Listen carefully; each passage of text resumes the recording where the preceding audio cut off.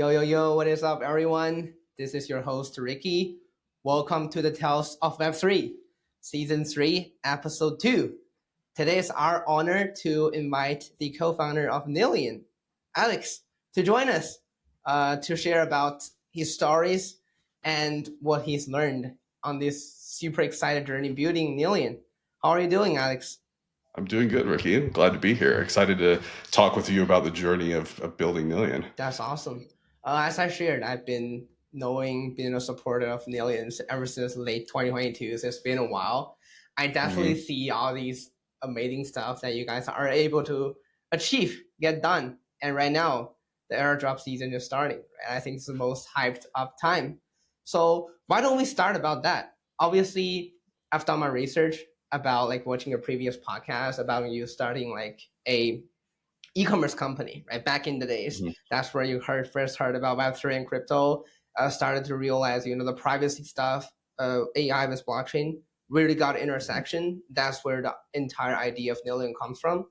But like, please, let's dive into that a little bit. Like how exactly Nillion started, right? Give us more details and the stories behind the scenes. So I started off in the world of finance actually. I worked for Goldman Sachs and a couple of other investment banks, very much on the like straight and narrow path that is typical of finance college majors. And I was actually lucky enough I moved to New York for that job. But in that time, I met Andrew Masanto, who's one of our co-founders. And there's a specific moment where I started really getting into crypto was when he called me in late, I think 2016, early 2017, and said, "Hey, dude, what's the limit on your Coinbase account?" And I was like, I don't know, like $50,000 or something. He's like, okay, buy $50,000 worth of Ethereum and I'll wire you $50,000. And I was like, okay, if this Andrew Masanto guy is calling me and being like, I will wire you 50 grand to buy me Ethereum right now from your Coinbase, this is something I need to look at. And like I always love the facets of decentralization and like what decentralization and consensus means. Like this idea that thousands of people who are self-interested, potentially malicious all over the world can like agree on like one truth. That is really cool. Like that is an amazing concept. Really cool. And so I always thought that was really cool. Yeah. And but the 2017 like era of projects, I remember in the ICO days, people were talking about like, oh, we're going to tokenize power. And I'm like, that's a little crazy. Like you're going to take this. I remembered that. Yeah. That's crazy. It's like you're going to take this highly regulated industry that is like incredibly consolidated, is full of a bunch of like, basically like the oldest money type people you can get. And you're going to turn that into tokens. Like, I don't know if I fully like agree with that pathway for crypto. But Andrew Masanto went into and started Hedera Hashgraph. I was still working on my e-commerce business. So I was actually a co-founder of a company called Sports Food, where we were basically selling like nutritional supplements, like different e-commerce products. And I learned my first lesson there about like waves and catching waves and how important like a wave in an industry is, because it just happened to be that I was looking around and I was like, okay, this Amazon thing seems cool. Like they'll take our products and like, and ship them to people for us. So we were one of like the very early companies to use FBA. And that was like the major facet of our business. Yeah. So it was a cool experience. Like I learned a lot from it, but my heart was never really in it. And when I think back to like, okay, well, what were the things that got me really into having a mission of caring about privacy and wanting to be involved in privacy? It was really what happened with Edward Snowden. Like I was always one of those people who was a little bit like wary of the government and government control. But when Snowden came out and was like, hey, the government is basically spying on everything you do. Yeah, there's something wrong here. Like there's something wrong with the idea that everything that we do in the digital world is essentially accessible by somebody else simply because we don't control it. But at the same time, I'm not a super technical person. I didn't get a background in cryptography. I wasn't working with like really cool math like our co-founder Miguel. So there wasn't much for me to do with that. So when I exited my startup, I was looking around for what I wanted to do next. This is when Andrew Masanto brought Miguel into the picture and said, hey, this guy's working on some amazing cryptography that is really focused on privacy. Let's help him build this into something. And importantly, we need to use decentralization and we need to use crypto as a mechanism to bring this to life, because decentralization is an important facet of the security that Nillion has.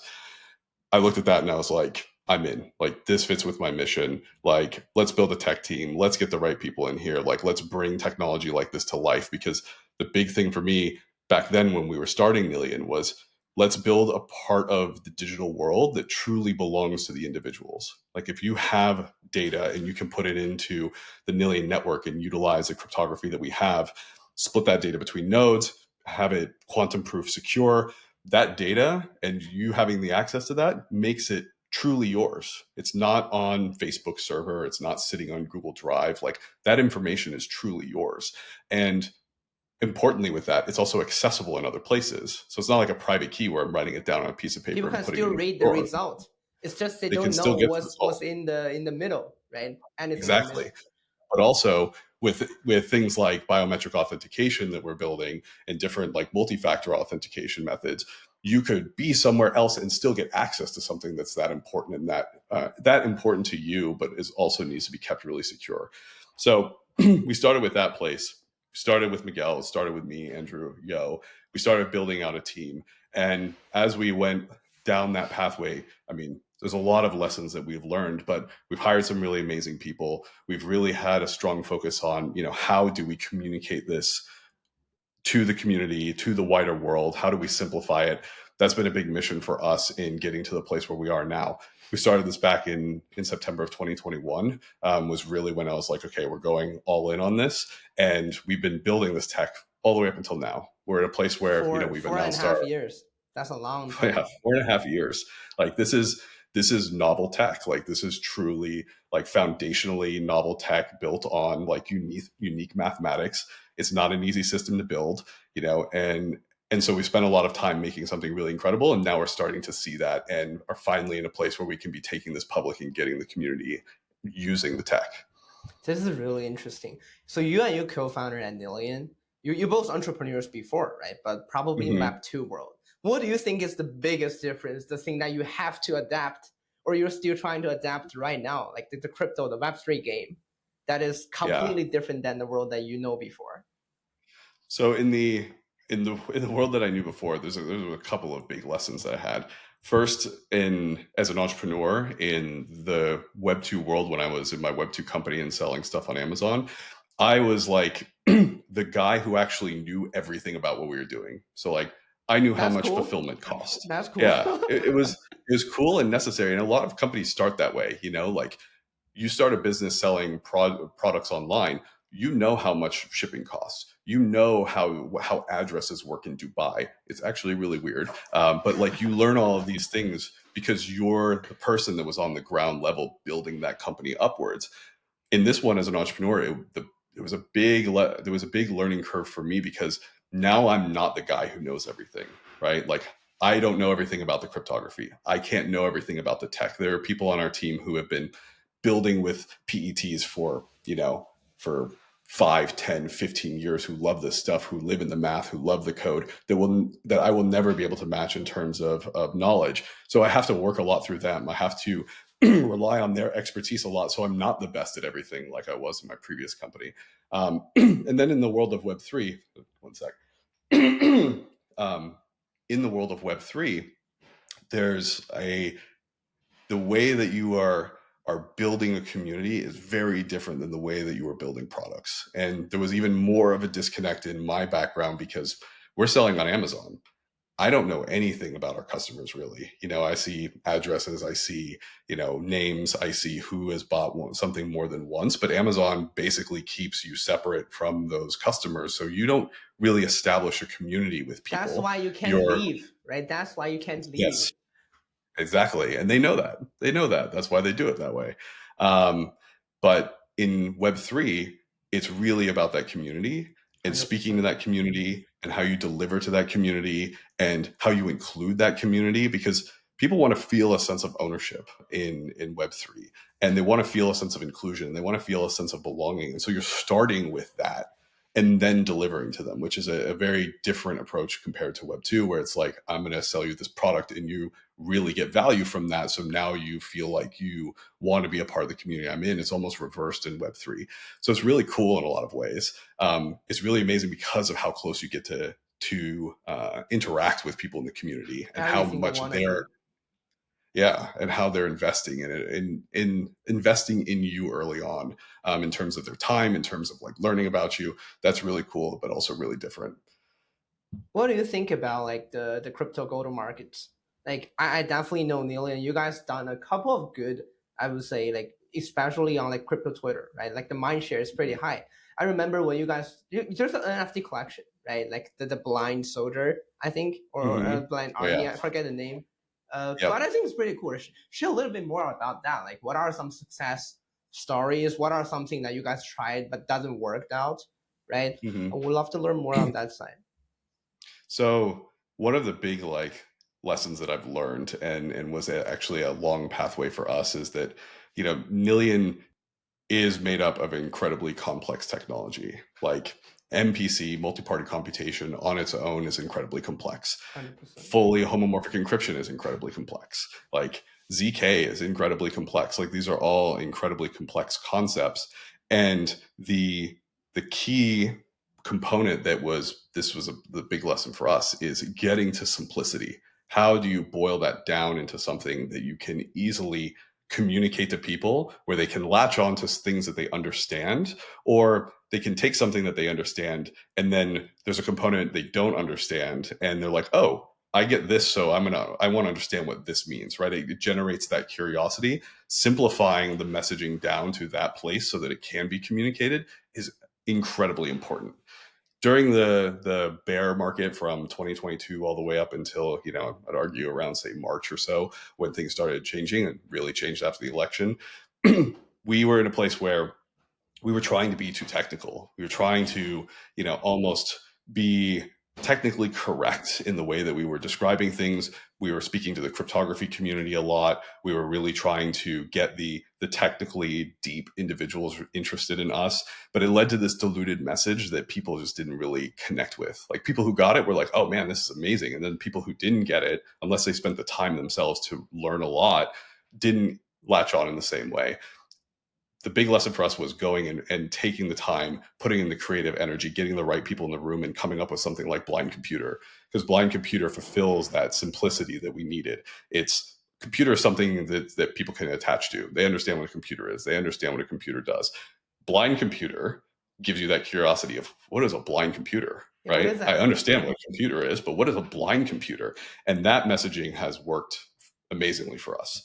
That getting to that place from the super like long like descriptions of it's a secure computation layer that also incorporates like quantum proof storage, like that's not going to connect with anybody. So that simplicity is really necessary. That's become even more apparent in 2024, because now things move so fast that you need to be simple. You need to connect with people when they hear about you the first time. So that was a big reason why we've gotten so much mind share, but also a massive lesson for us in terms of how we're communicating and how we're connecting to community.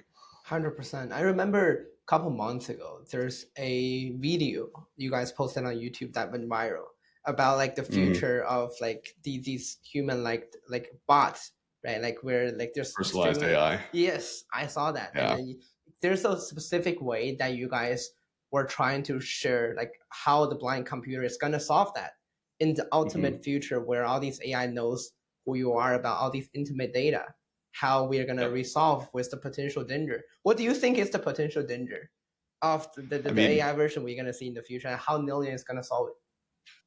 yeah. So when I think about what's coming in the future for AI, I mean, to start, like, simple question: if you use ChatGPT a lot, like, go ask ChatGPT, tell me about myself, and you'll You're going to be see scared. You're that going it to be will scared. tell you a lot of pretty specific information, right? Because you're going there and you're asking questions, doing this, like, asking about this thing, giving it maybe some personal information here or there about, like, oh, I live in Miami, what about XYZ? Or, hey, I'm planning on going to a trip to this place. And a lot of that information, ChatGPT is keeping a hold of and also learning about you. And so if you ask that question, you'll actually be surprised what you get in the results. That is essentially the beginning of us putting more and more data into AI in the way that we did with Web 2. That's only going to expand, because when I think about where are the areas that uh, AI is going to expand market share, going to expand its connection with consumers, it's going to be on the intimacy side. How Yes. well does it know you? How well is it able to understand you, what you do, why you do it, and then take actions based off of that, right? Because if you really want an AI personal assistant, well, an AI personal assistant needs to know that you like to go to the beach and you don't like to do mountain climbing. It also needs to know that, that restaurant you told your girlfriend you like, you don't actually like it. You actually hate it, I love right? that. I love that piece. And, and if you expand that outwards, we'll get to a place where essentially that AI knows so much about us that it will be able to start influencing us and our choices and our decisions, right? When you ask ChatGPT a question that's as simple as like essentially a replacement for Google, tell me about XYZ thing, ChatGPT is making choices on what information it presents to you, which means if it knows you well enough and it has an incentive to say, sell you a product or have you think a certain way or adopt a behavior, it can adjust itself based off of all this information it has about you to push you in a direction, to sell you the right product, to make you think that things work this way. That's a lot of power. Yes. And it's almost different than Facebook or Google, where you are a little bit disconnected from it. The algorithm does a really good job of showing you what you want to see, but it's kind of like Inception, where it's like if you give somebody an idea, they know it's not theirs. But with AI, the closer and closer and more intimate it gets with us, the more it will feel like it was our idea. And so that's a lot of power to give to centralized companies. And we get to a place where now we're essentially like a clone of you exists in the digital world. Well, you don't own that clone, right? All the things you're good at, all the things you know, all the things that make you you now belong to OpenAI. That's That's a scary. scary place to be. I'm Yeah. scared. And it's for sale. OpenAI doesn't make money. So that clone of you is going to be for sale. And that's really scary. Wait, is OpenAI actually selling our data right now, as of today? Right. Right now it's an access thing, right? And an expansion thing. Their mindset is basically how do we make this as powerful as possible? But there will come a time where there will be a massive incentive for them to make that available to companies in the same way that Facebook makes ads Once the available, ultimate right? monopoly was made, right? It's time for Yeah. monetization. Yeah, they want to win the war on capability first, and that's what they're doing now. But once they get there, and well, they're also trying to monopolize the market. Once they get there, then they're going to turn and be like, all right, how do we create maximum value? Facebook turned on ads. OpenAI is going to do something similar. Awesome. So let me try to understand this right. So Nillion is the infrastructure that allow Mm-hmm. future, let's say, decentralized and safe, uh, like GPT liked AI applications to build upon, where people can still do whatever they're doing with OpenAI right now as of today, where but they Mm-hmm. actually own their own data and they don't need to worry about their data Yep. being released or be sold. Yes. So we're building a lot of different tools across different ways that LLM models specifically can work. What we're doing, say, with RAG, which is regression augmented, or I'm sorry, retrieval augmented generation, where you're basically pulling information from one place and feeding it to a model to then get an output. We're building, for example, a private version of that, where you can take say this highly sensitive information about you, these documents, this data set, whatever, and have you can run RAG where you're pulling information from that, but the actual RAG analysis can't see all the data. It can just find the things that are relevant to what you want to do, pull that information out, and then include that in an LLM prompt that gives you, some kind of result that you're looking for. So now you don't have to Interesting. show the model all of the documents or all of the data set, just the parts that are relevant. So it's a way to separate the amount of information that is being given to an LLM. Beyond that, and this is more down on like the roadmap side, the team is looking a lot at how do we layer security using PETs like MPC or FHEZK alongside like a TEE, a trusted execution environment that contains a model. So now the stuff that's most important sensitivity that you most don't want to give to like an OpenAI exists in one layer, but then you have a privacy preserved model that is sitting inside of something that's not as secure, but also can operate really quickly. So now you have a model that's contained in a security with security layers on top of it, depending on how much or how sensitive the data is that's included.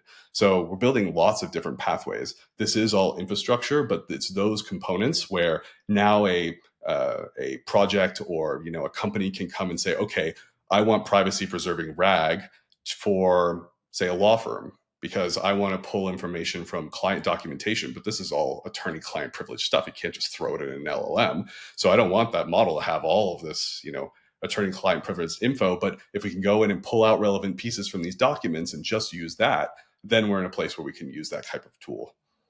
I know like Nillion, once all the infrastructure is ready, is set to address like these a lot of problems across all these different industries. For example, the law firm that you're talking about. For example, Mm-hmm. health, which I think is probably one of the biggest problem out there, right? These Mm-hmm. hospitals, like they have extremely well trained data of patients, but they never share with even other hospitals in the same state or in Yeah. the same city. What do you think is the like in short term, right? Because obviously long term there's a lot of like the bullish and stuff like that. In short term, like what do you think, or which industry or sector you think like Nillion is able to adopt, right? People will be start to solve these problems like most easily. Because I also think, for example, still take health industry for example, right? Like these Mm-hmm. hospitals, there's so many reasons why they don't want to, they cannot share the data, right? One is Mm-hmm. regulation, one is they have their own stake and profit and stuff like that. So I think like obviously having Million like to solve one piece of the puzzle is good, but it's not gonna like, make the entire thing. Just make them open Yeah. up the database. Right? What do you think is some Yeah. industries or applications that you can see in 2025 or 2026, right? Where this Yeah. this technology finally can have some real world use cases. Yeah, for sure. So I think there's two areas in there of what you're talking about. There's the collaborative compute side, and then there's the individual privacy with like health data, Yes, yes, or healthcare records part. On the healthcare records, the individual data, like being able to analyze it, make it valuable.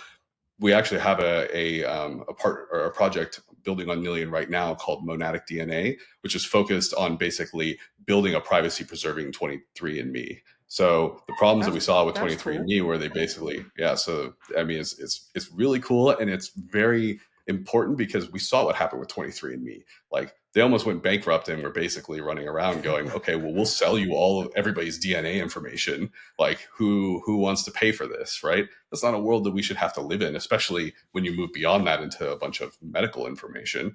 So they're building a version of 23andMe where you can use Nillion as infrastructure to analyze DNA results without having to give it to somebody who now owns all that data. You can glean useful results from it. And I think that's a good starting point for building into like healthcare and healthcare data, because it is a massive industry itself. But that's like the inroads, right? Let's solve for this problem and let's do it in this container. Then let's take that and expand that outwards. Then as we expand that more, this is where the healthcare companies start to get interested, because you're right, there are regulations, there's competitive things, there's all these reasons why they don't want to just go around sharing data, and really can't go around sharing Yes, data. And then that leads, I think, to the second piece, which is really cool, but is a little bit longer in terms of roadmap. It's not 2025, 2026 thing, but is something that we're building towards in Nillion, is the collaborative compute side. How do we create the infrastructure that allows companies that either can't share data or don't want to share data to actually collaborate without having to trust somebody else to hold all of that data, right? So the example I always like to use, but this applies to healthcare as well, is like self-driving cars, right? Like Waymo and Tesla probably hate each other. They are competitors. They they hate each definitely other. do. They Like, definitely do. yeah, and they definitely do not want to accidentally give information to each to their competitor, so they're just not going to collaborate. Well, what if there was an environment? What if there's infrastructure in place where both of those companies could have quantum proof guarantees on the security of their data, but contribute them to a system to where they could put in self-driving car accident data and glean useful results that both companies could use, that is better than what they could individually do. But now there's this infrastructure that actually prevents that data from ending up accidentally in the hands of their competitor. So you can take that and apply it to healthcare, where now hospitals can come together in a much more simplified way, contribute data from patients, glean useful results from that, and use that to make better healthcare. That applies in so many different industries, because there's so many places where companies either don't want to work together or won't work together because they have to trust somebody in the middle, and they're too worried about what will happen if that party is compromised in some way. Nillion can solve for that, and that's definitely one of the long-term things we're building towards. That's nice. Would you say Nillion is a blockchain? Because that, as from my understanding, Nillion is not a blockchain, right? It's like a Hmm. complete different set of like more advanced technology. Should be a little bit more about it. Like for normie, right? Yeah. Try to educate me on Yeah. how this thing is set it up to be. Yeah. So specifically, the blind computer is not a blockchain.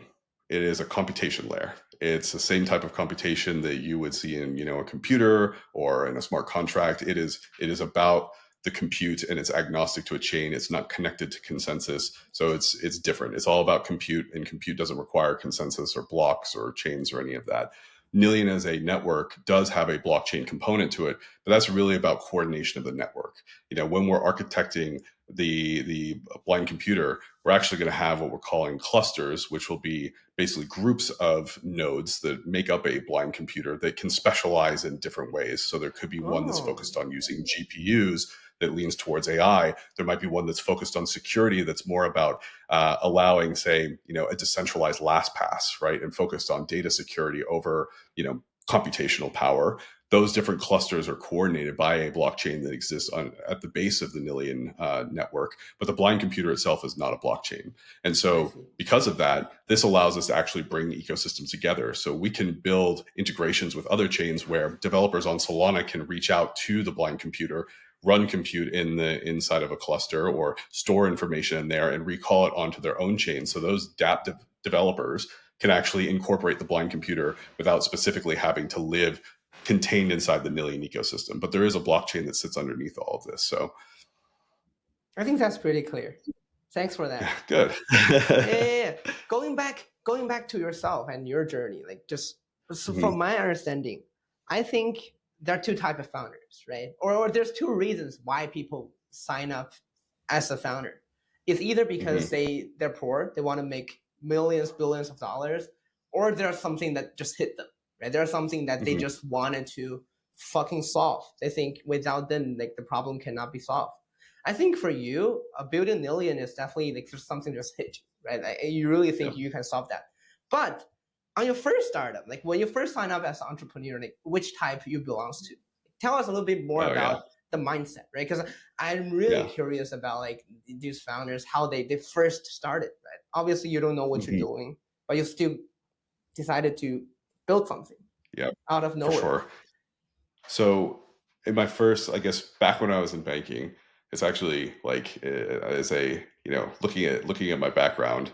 So my stepfather was actually a very successful entrepreneur. Old school businessman from Texas. Like that kind of entrepreneur, very amazing salesman.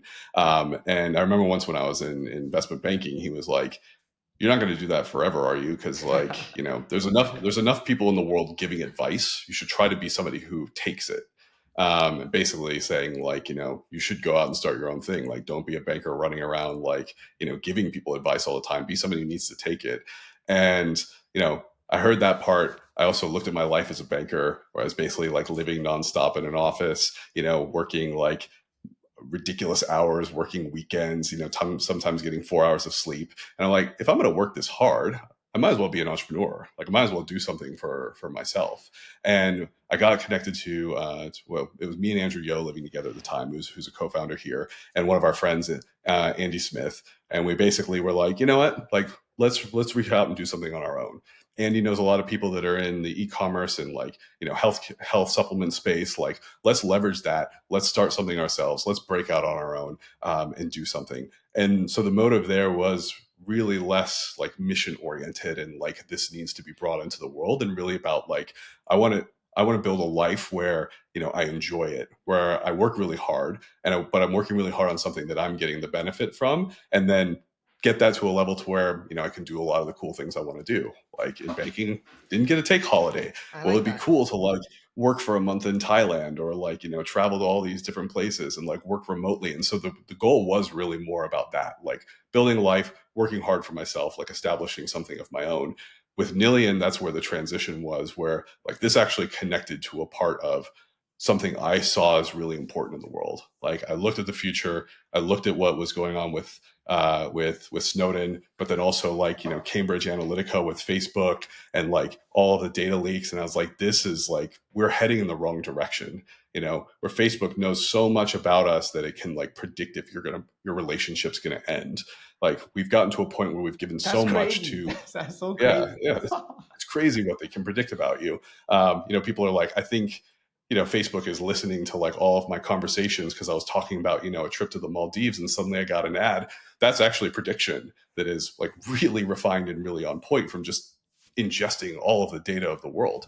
This shouldn't be the future. Like we should have more control than that.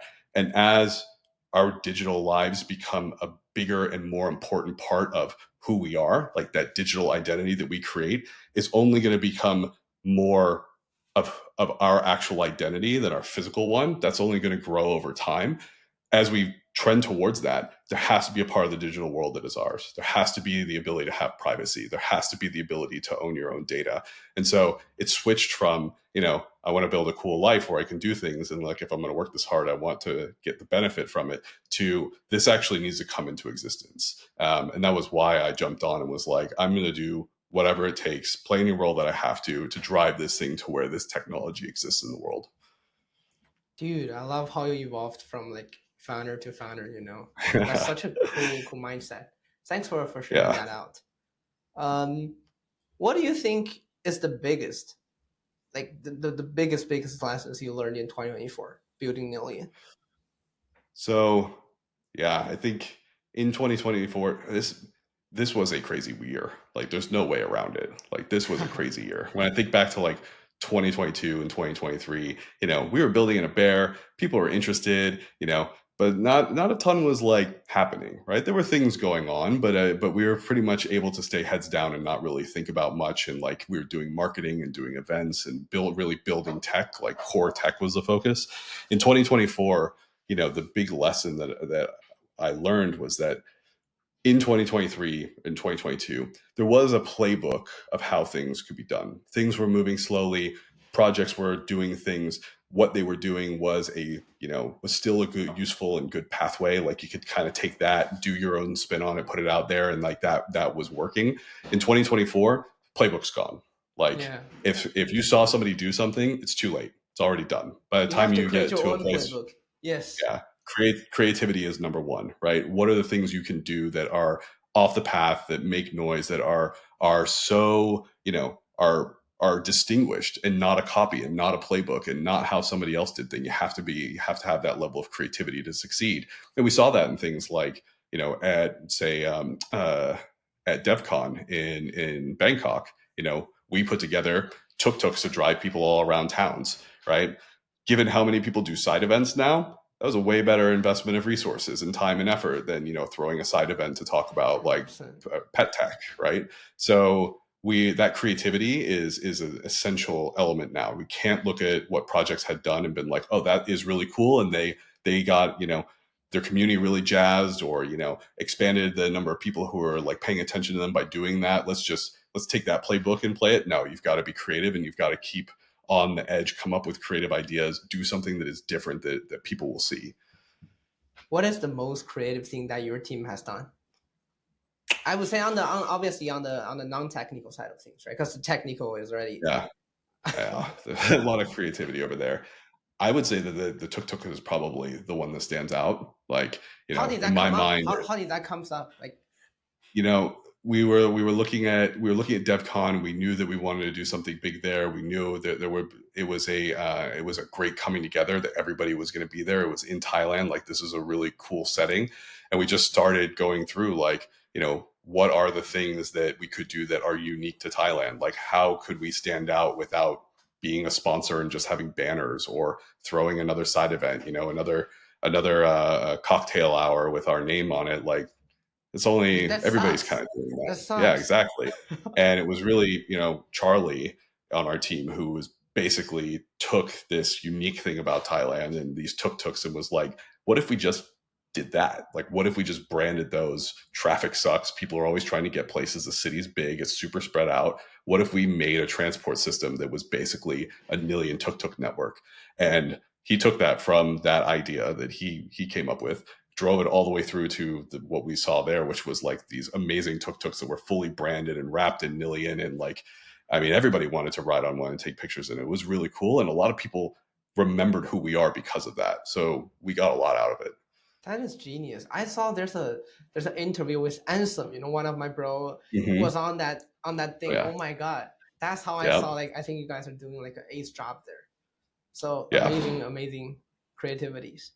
So what are some of the things that pisses you off in the entire crypto cross AI landscape? Give me some controversial takes. People, Controversial something that takes. people probably won't agree you publicly, but more Mhm. likely to agree with you privately. You know what I mean? Give me some um, of that takes. okay, some hot takes. I'd probably say the first one that is top of mind is that this Stargate announcement from OpenAI, investing 500 billion in AI infrastructure. This is not some like, oh, pro America, like make us the leader, like, Internet 2.0 like investment. This is OpenAI and Microsoft and a bunch of people with money getting together to figure out how they can monopolize the infrastructure of AI for the future. Oh shit. They're building 500 billion worth of data centers to make sure that they own the railroads that connect the world of AI together, and they get to choose who the winners and losers are based off of it. It's not as egalitarian as I think people are like pretending it is, as some like pro America thing.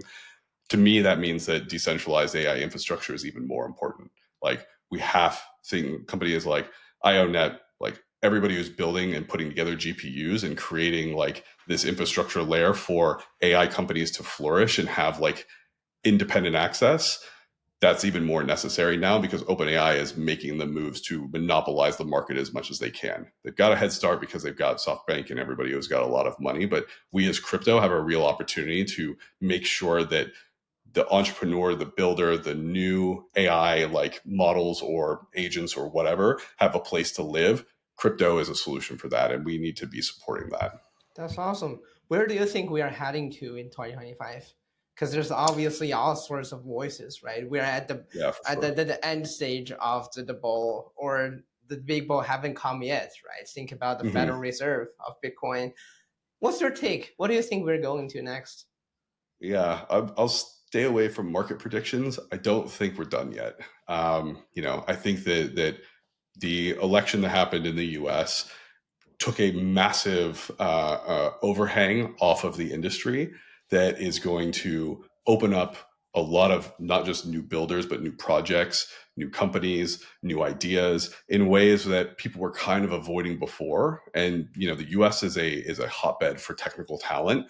When you remove that regulatory overhang of Gary just running around like randomly shooting crypto projects for whatever reason, you remove that world, like now a lot of people with a lot of intelligence and a lot of like deep thinking are going to start getting in the space. So we're going to see even more like innovation and development in 2025. Like I think AI agents is going to continue to be a big narrative. Right now we're kind of at the like chatbot level. We're getting towards like agents working together. We've seen some like really cool hackathon projects when we were at DevCon around getting AI agents as like a central point to like book things for people, like make things happen. You saw Jesse order a pizza with AI The agents. beta Like thing, yes, that's cool. exactly, like that direction is coming and is only going to get amplified. And then along with that, I think that you know, I think DeSci is actually going to be a bigger thing than people are giving it credit for. Like it popped up. Some of these, DAOs for medical investment like showed up in the space. People were interested in it. It kind of died off a little bit, but I think it's going to make a resurgence in 2025. We're actually building stuff in Nillion to help support those DAOs. That's Because when nice. you're talking about like medical research and like proprietary data and like patentable, processes or like formulations, there needs to be a way for those DAOs to use decentralized tech to keep control of that information, to keep it private while they're doing this development. And we're building stuff for them too. So I think those are going to be two big ones in 2025. I think agents has a lot of legs. Like we're really early in this. Some really, really cool things are going to come out of that. And so that's why we're deploying with AI agents too. That's why we're putting out our AI agent that is like DAO voting focus. So like That's simple cool. MVP of, hey, here's an agent that is monitoring proposals for DAOs that you put your preferences in. You're storing it in a privacy preserving way in Nillion. And then when that proposal shows up, it's giving you a summary and saying, based off of all the information you've given to me, I think you would vote like this. So you can actually have somebody do the analysis of that proposal and then tell you, this is how I think you would vote. And you can say, actually, I agree, right? And go and actually participate in governance. That's something where those preferences, you want to keep those in a privacy preserving way. We're going to see that crossover with private data more and more as agents become a bigger and bigger thing. I think that's super cool. Are you part of the Brian Johnson's Don't Die cult? I have been following Brian Johnson since early on. I would say that right now my life is a little bit too busy and complicated to go as far as he I feel does, you. but I do, my perspective my hot take on this has always been there's a lot of people who have made a lot of money who realize they can't take it with them, so they want to live as long as they can. Dude, that's a super interesting thing. I realize there's a cross intersection between crypto people and don't die like DeFi Hmm. people, right? That's where DeFi Yeah, comes from, and I always think that's really interesting. I think yeah. your theory makes sense. They make a bunch of money being DJ in the early days. Now they don't want to die. Yeah, exactly. They don't want to die because you can't take the money with you. But at the same time, it's the crypto mindset that got somebody into this industry early, or got them as a builder, or got them, to like make bags, whether it was trading or like, in projects. Like that mindset makes so much sense connected to like biohacking and like cutting edge things we can do to like improve our health, because these are people who looked at blockchain, looked at Bitcoin, back in the early days, looked at the potential of decentralization and went, this is the future, and went and did something about it. Those are definitely the same people that are going to show up and be like, oh, there's a way for me to live forever. All right, let's lean into it. That's super cool, man. Super cool. Yeah. All right. Next question is the most interesting question of this podcast. Uh, Please share me one of your most interesting stories for 4.5 years building Nillion. It can be about risk taking, full of Hmm. unexpected twist, randomness. It can be about fundraising. It can be something silly. But give me one Yeah. story that you've done So in the past. there are so many, but the one that like pops up the most in my mind has always been, when we were doing our one of our rounds, and we were calling it the seed round, in the November 2022. So we had been out doing fundraising, like, all before that.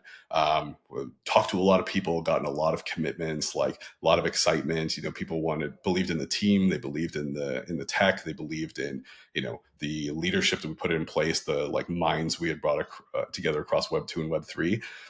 That was after Luna had gone down. But the week that we were planning on collecting all of the funds from everybody was starting the day FTX collapsed. Oh shit. And so I woke up to FTX basically collapsing with all of these commitments for fundraising from people. And so there was just this mad like sprint with everybody on the team. We was all hands on deck, getting to all in front of all the investors and collecting all of that funds in like a very short period of time, because we were like, we You don't need to know be what's going to fast. You happen. need to be Right? Like, yeah, fast. like some of, it could be that one of these like big VC funds was uh, wrongly, or I guess like not best practice, like storing all of their assets in FTX, and they're about to declare bankruptcy. So we saw the writing on the wall and was like, we got to go out and collect all this. So we basically stayed up for like 3 days straight, just calling Damn. people, collecting That's funds, crazy. like getting the fundraise complete.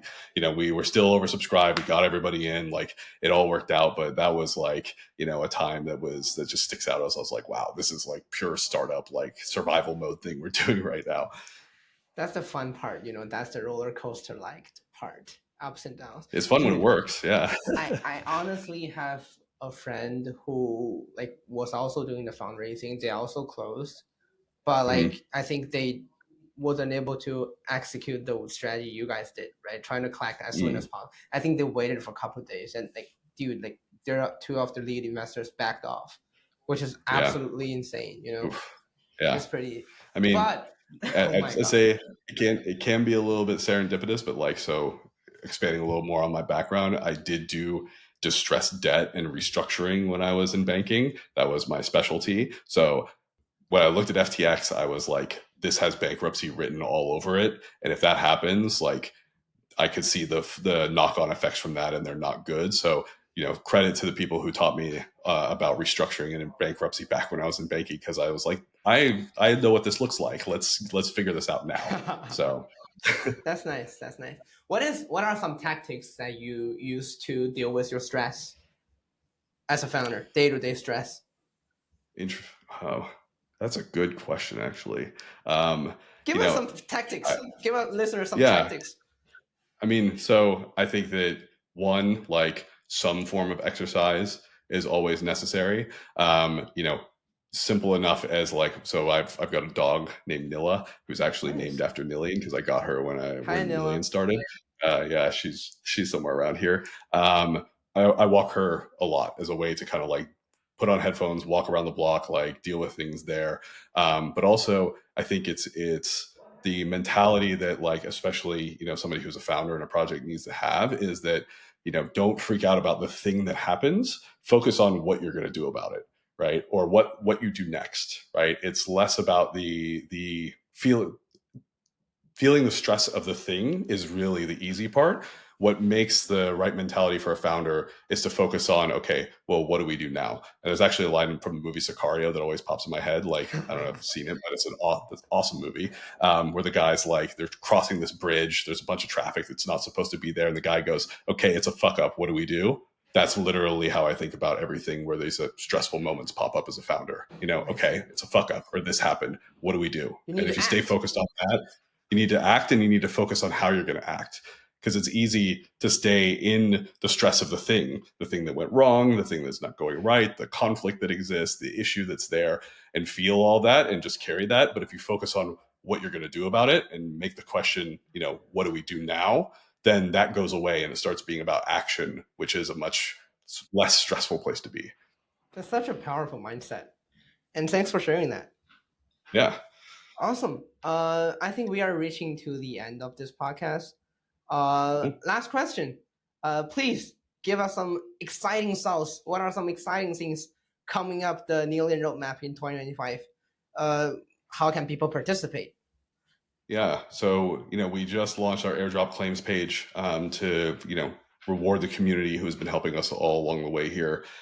If people were participating in our verifier program or being a part of the community, they should go and definitely check that out. I think that says some things about what's coming up for the project. But, in 2025, like, we're really going to be putting so many different types of infrastructure out there. Like, there's 3 different components that are just going to be launching one after the other coming in 2025. There's NilVM, which is really our like blind compute initial layer. There's NilDB, which is an encrypted database, so like very very useful for any DApp developer that it needs to store a lot of data.